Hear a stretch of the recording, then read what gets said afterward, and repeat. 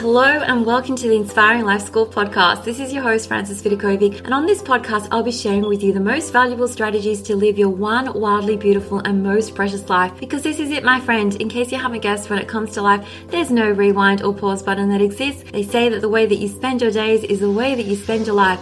So my one and only goal here is to help you stop wasting your time, stop holding yourself back in life, stop experiencing non-stop negative mind chatter, stop just dreaming without doing, and start living life fearlessly instead, with more purpose, focus, and intention. I sincerely want you to live life in a way that when you come to the end of it, you know deep down in your heart that you 100% gave it your all, flaws and all. This podcast is not about doing life perfectly. Instead, it is about experiencing and living life with more clarity and courage and truly appreciating this precious adventure that we are so blessed to be on. So if you're with me here today, it's time to stop spinning in circles, get off the hamster wheel for good, put your hands back on the steering wheel of your life, and finally start living life in a way that you won't later regret. With that being said, let's dive on in.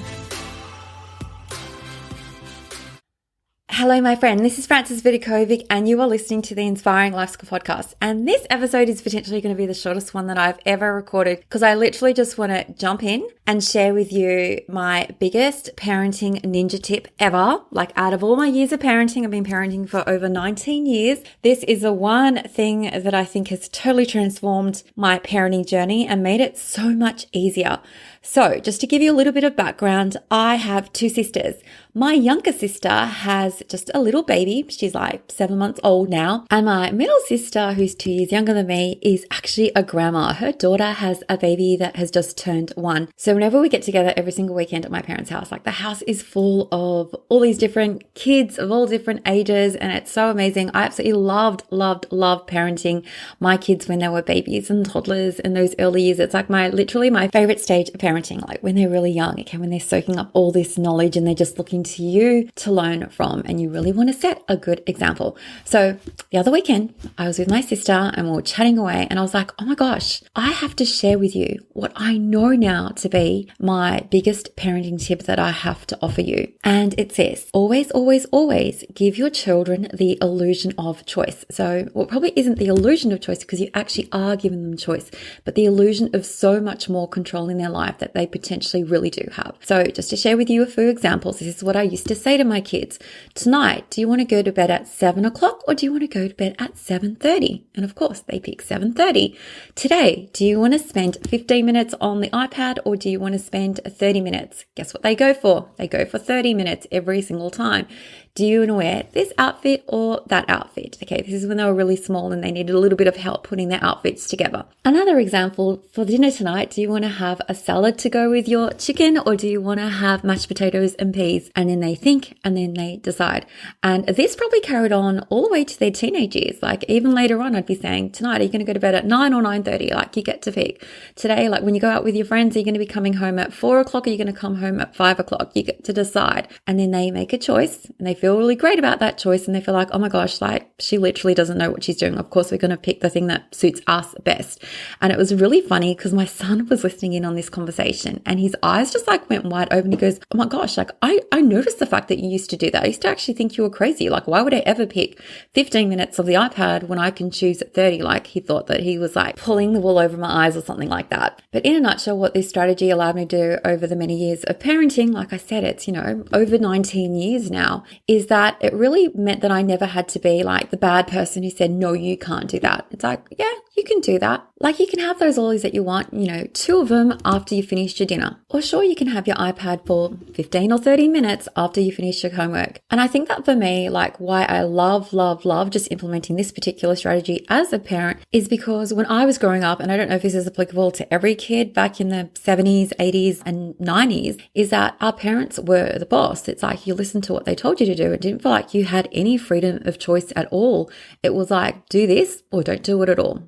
Follow my lead, do what I have to say, be seen but not heard, and so on. And because I was the eldest child, like the responsible one, like I did follow the rules, but secretly I was probably like burning half the time inside, like wishing that I did have more freedom of choice. And for anyone who wasn't a rule follower like me, like to have really strict parents who are always telling you exactly what you need to do, and, there's no leeway there, there's a good chance that those sort of kids and teens are just going to rebel. And I have to say, even to this day, I don't really like being told what to do. Okay, you have to do this exact thing. I want a little bit of freedom. I want choice. I feel like it's one of the things that we inherently have this desire for, freedom of choice. And this applies to kids too. So there you go. I said that this was going to be a really short and sweet episode. So just take this strategy and run with it. This is all about helping your kids and teens to make choices, but you are giving them, the choices on a platter and choices that you feel good about either way. It's like, today, do you want to go to the park or do you want to go to the pool? Okay, and you're happy with either one. Today, do you want to play with Lego or do you want to play with Play-Doh? Either one's fine with you. And this applies just as well to the things that they don't necessarily love today. Like today, we're going to clean the house for half an hour or 1 hour together. Which one do you want to pick? Okay, they're going to go with half an hour, of course. And remember, my son thought, she's totally crazy. Why is she even offering me the option to choose something less? I'm going to go with less. But what they didn't know at the time was that I was just planting those seeds of the things that I knew needed to be done. And I was presenting them in the most palatable, desirable way. Okay. They're going to do it anyway, but rather than me screaming, today we're not leaving the house until you clean your room and that is it. And I'm the boss and you have to listen to what I have to say. It is much more appealing to hear someone say, okay, half an hour or 1 hour of cleaning. Which one are you going to pick? You have to pick one. What would you prefer? So that is it for today's really super simple strategy. I call it my super parenting ninja tip because after parenting for over 19 years, I feel like that one particular strategy, if I had to pinpoint all of things that I've done over the years, that one has probably been the most responsible for the kids doing things that they potentially might not have wanted to do, agreeing to things that they might not have chosen in the first place, but they felt like the power really was in their hands. And like I said, my son was his eyes were popping over when he heard me sharing this with my sister.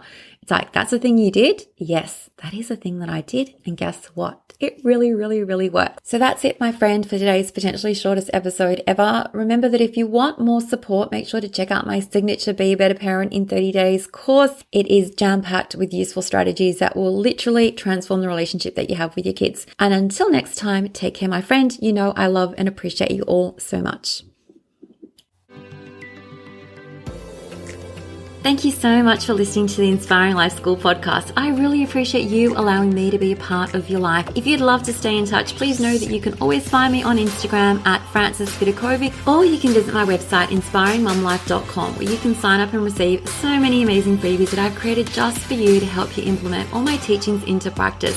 There you'll also find all my online courses, resources and programs that I've created to help you up-level your life in seriously the simplest way possible so that you can ultimately create for yourself a life that feels simpler, lighter, and allows you to show up in a way that you love as your best and most authentic version of yourself. Now remember, this podcast is all about not just dreaming but also doing, because to create true sustainable change in your life, you need to be willing to do things differently.